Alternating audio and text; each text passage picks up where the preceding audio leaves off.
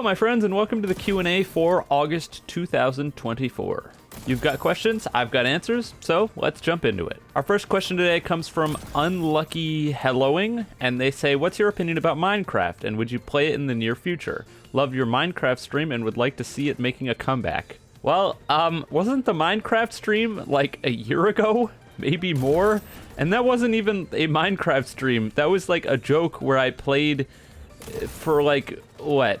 I don't know, 20 minutes, and then it was over because I was playing in hardcore mode and I died. So yeah, that was a long time ago. Either way, my opinion on Minecraft is a bit conflicted. Mostly because I've played the game to absolute death, and there isn't a whole lot that interests me about playing Minecraft anymore. Sure, there are a bunch of mods and stuff, so it's not like there isn't new stuff for me to experience, but at the end of the day, I've played the game so much that it's hard to just jump on and play some more. I've had a storied history with the game, I've played it a lot, and eventually when you play a game so much, you just get tired of playing it, and I think that's really where I'm at with Minecraft.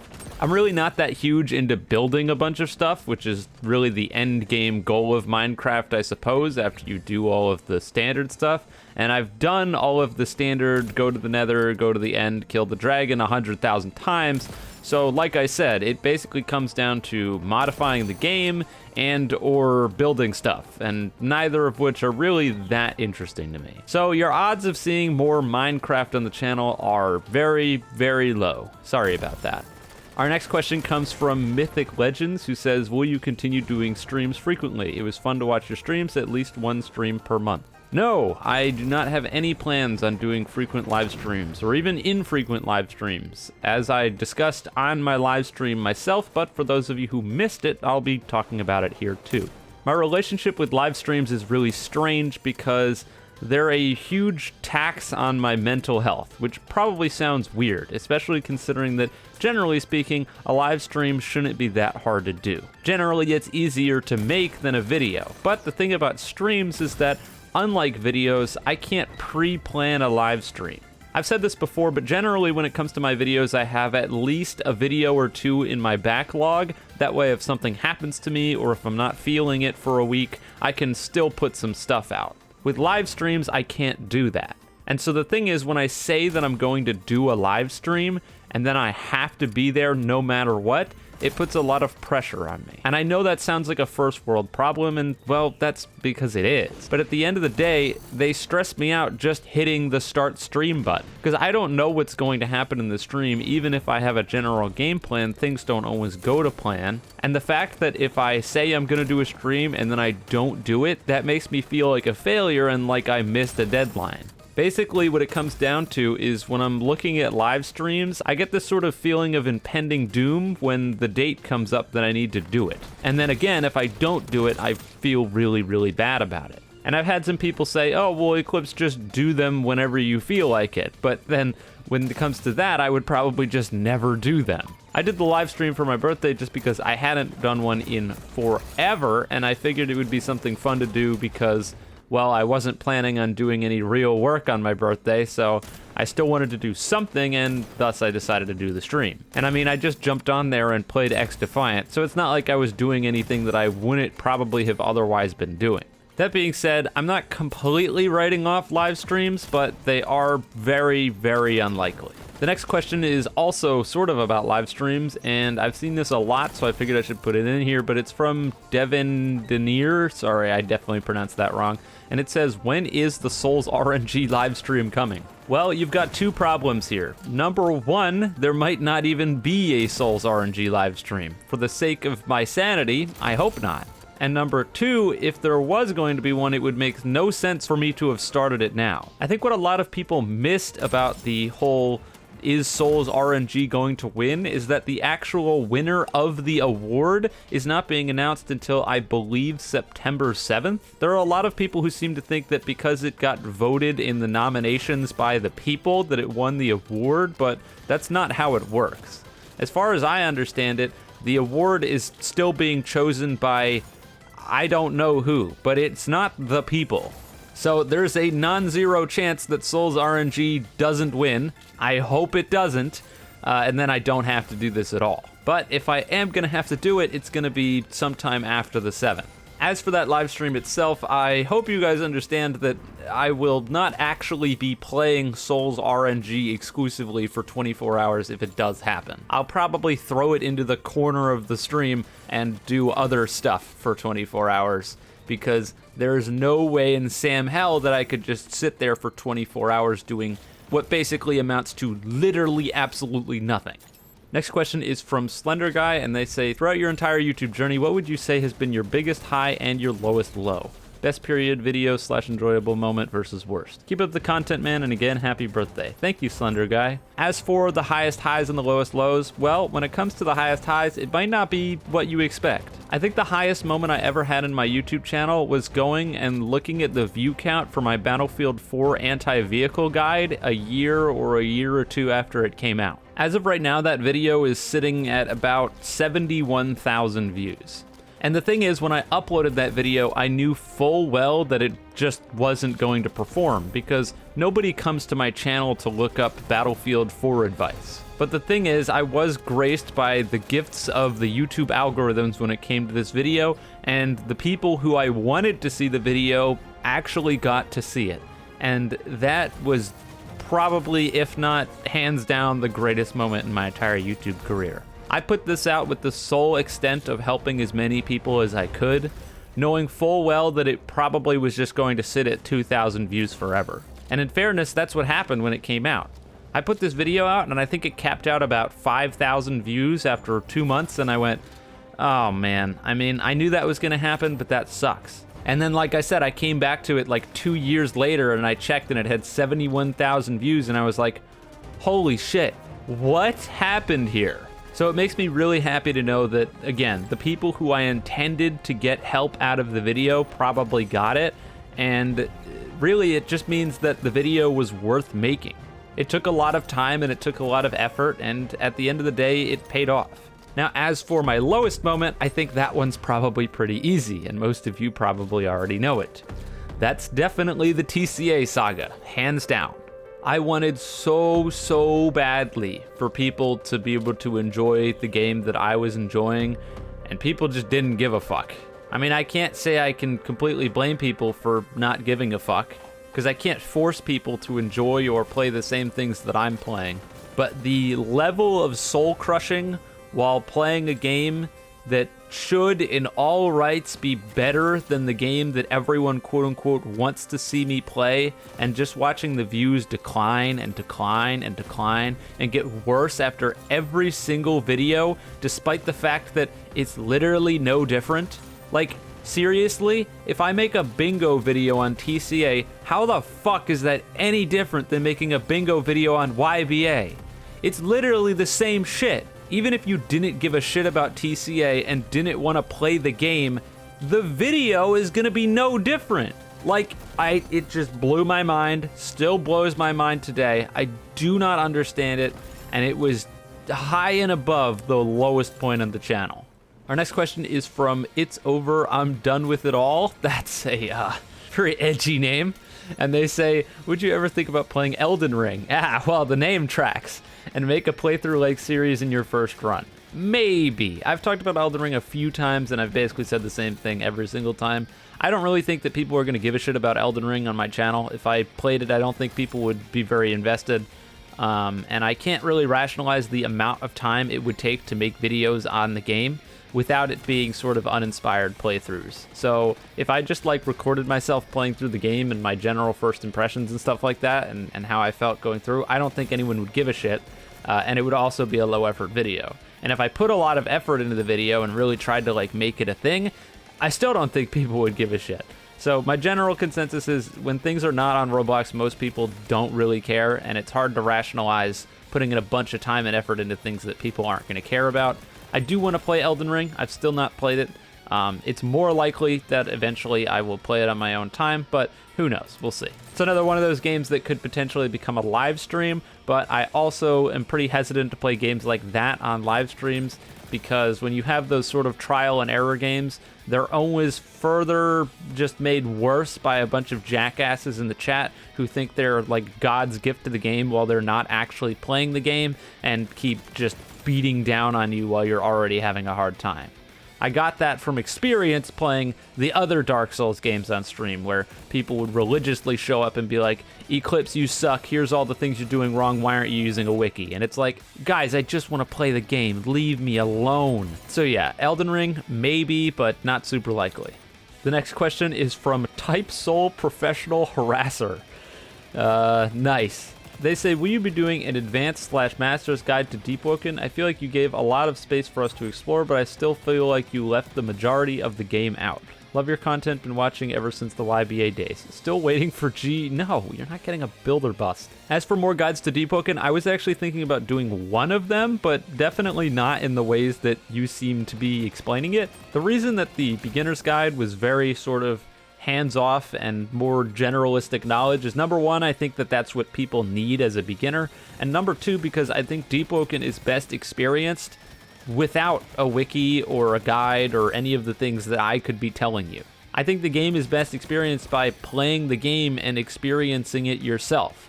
I know that seems to be a foreign concept nowadays, with everyone just going straight to the internet when it comes to any games. We were just talking about Elden Ring earlier, and people just go like, they see something and they're like, all right, let me go look it up immediately without even attempting to do it themselves. And that stuff is just like, I don't know. I think it's a blight on current gaming, because it causes developers to not give a shit and just assume that people will look everything up, and it causes players to be coddled by looking everything up and then trashing on the people who haven't looked it up because they're at such a massive advantage just by having all of that knowledge for free. So in terms of more advanced tutorials, well, when it comes to things in the game, I would like people to experience those things for themselves rather than getting them from me. As for another guide, I was thinking about doing a guide on how to fight every single monster and boss in the game. I thought that could be pretty helpful for the people who want to just look everything up.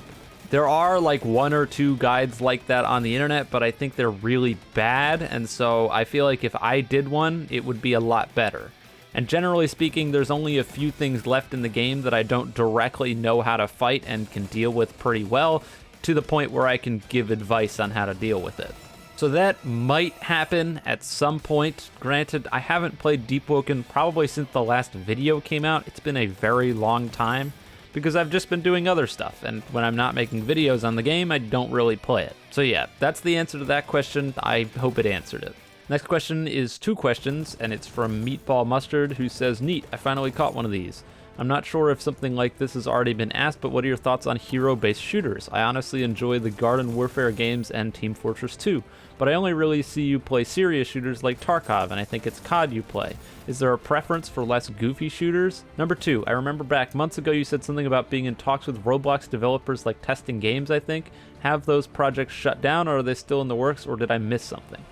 Well, for number one, I am not a huge fan of hero shooters, mostly because they usually require a lot more teamwork in order to be successful. I'm not ashamed to admit that I'm a relatively selfish player when it comes to a lot of these games, and I like my personal improvement and my personal stats to be important to the game. And so playing most hero shooters, usually time to kill is really long, working together with your team is required, and if you're not doing either of those things, not only will you not do well, but it also will not be any fun. When I play a game like Tarkov, which I don't play anymore, and I think someone asked about that later, or Call of Duty, which I also don't play. This is not a great example. X-Defiant I play. So if we have a game like X-Defiant, if I'm playing that game by myself, solo queued, I have 5 other teammates, but I can still play well by myself, get good stats by myself, and even if we lose because my team isn't as good as the enemy team, I can still have fun playing. In a game like Overwatch, for example, that wouldn't happen, because no matter how good I am, if I run into 2 tanks when I round the corner, and I can't kill either of them, and both their tanks and a bunch of DPS show up and just obliterate me because my team doesn't know what the hell they're doing, well, that's not going to be any fun. And I know that probably sounds odd coming from someone who plays Battlefield, which is a huge, large-scale mode that has a lot of emphasis on teamwork, but I think the thing about Battlefield is that teamwork enhances the game rather than being required for the game. Playing with a group of friends and working closely together is a lot of fun in Battlefield and far more effective than just playing solo. but I can still play solo, do well, and have fun, something I can't really do in hero shooters. As for talking to Roblox developers and testing games, well, I didn't necessarily say that I was doing that. I mostly said that I stopped doing that. Basically, when people would reach out to me and be like, hey, test this game for me, I would tell them no, because in a long time past, I would say yes and try to help people, and then the games that I was talking about in talks with those people would just never come out because the people would give up or there would be some sort of stupid drama, who knows. So when it comes to developers reaching out to me, well, they don't do that anymore, which is probably for the best, because if they did, I would almost certainly turn them down every single time. I don't have the time in my day to go out of my way to consult for people's games that are never gonna release. That's really just what it comes down to. Dominic Bollinger, sorry, I probably pronounced that wrong, or it's a bait, who knows. And they ask, how long have you been into color guard? Spinning stuff always looks and feels satisfying, but I can barely spin a pen with a couple of days worth of practice. Well, I can say spinning a flag, rifle, saber, what have you, is a hell of a lot easier than spinning a pen because you've got more surface area to work with. I can't spin a pen for shit. As for how long I've been doing it, I think it's coming up on like 8 or 9 years now, so a long time. I started doing it in my sophomore year of high school, and I've been doing it literally ever since. I think color guard is super satisfying, and I also think it's an incredibly slept-on medium for physical exercise, so I could not recommend it more to anyone who's interested.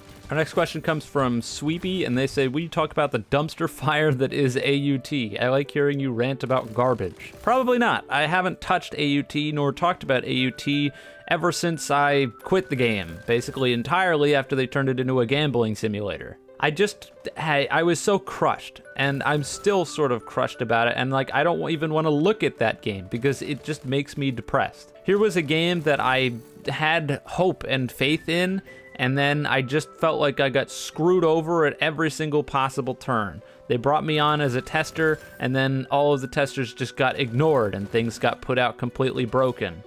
I wanted it to be good. I made videos about what was wrong with things, and I hoped that the developers would fix them, and then they just never did. They just ignored it. Like, Tusk Act 4 was broken forever and ever and ever and ever and ever, and they just ignored it. And then to cap all of it off, I kept giving them the benefit of the doubt. Over and over again, I was like, God, I hope that these guys can finally do something right, and then they turned it into a gambling game. And I was just like, all right, I'm out, I'm done, fuck it, you guys, that's the last straw. And so, like, do I want to go back to the gambling game? No, not really. I don't know how long it would take me to be able to figure out the stuff to complain about in the gambling game, and I just, like, I legitimately cannot be bothered. It just makes me upset when I think about it, and so I don't want anything to do with it. And the final question for today is from Florence, who says, are you into Star Wars? Possibly seen any of the movies or even played any of the games? I think you'd be interested in the franchise as a whole, but I don't know. Keep up the great content, though. I'm a pretty big Star Wars fan. I like Star Wars quite a bit, and I think one of the most soul-crushing things in recent memory, or I guess not so recent memory now, was when they cut support for Star Wars Battlefront 2, because I really enjoyed that game. Granted, I didn't start playing it until Capital Supremacy came out, because I think before that update, the game was a complete dumpster fire that I wanted nothing to do with. But Battlefront 2 went from one of the worst games on the history of the planet to one of my favorite games. I think it was even in my favorite games of all time, if I remember correctly, or at the very least, it was in the honorable mentions. All that being said, I haven't really been too into the most recent Star Wars stuff, probably because it hasn't been very good, or at least that's what I've heard. So stuff like The Acolyte, I know basically nothing about it and don't really have any plans to, because I've heard it's horrendous, and well, if it's just really bad, why would I go out of my way to watch it? As for Star Wars games, I feel like we're kind of in a bit of a rough spot right now. I don't really have any interest in Star Wars Outlaws, so I don't think I'll be playing that. And outside of that, well, Star Wars games have been in a rough spot for quite a while. My dream is that someday they'll make a Star Wars Battlefront game that's more akin to the actual original Star Wars Battlefront games, because as much as I enjoyed EA's rendition in 2017, I still wish that they would make a real sequel to the original games that's more sort of like a Battlefield game. My dream Battlefront game is basically the Star Wars Battlefront 3 that we never got way back in the early 2000s when I was still playing the original Battlefront 2. I don't think that'll ever happen, but hey, a man can dream, right? Anyways, that's all of the questions for today, so we're going to be wrapping up. If you didn't get your question answered, I do these monthly, so feel free to wait around, and towards the end of this month that you're seeing this video, I'll have another one put up on my YouTube community page. That being said, if you enjoyed the video, you can leave a like and subscribe. If you didn't, don't. And with all that being said, have a wonderful day night wherever you are, and I'll see you guys next time.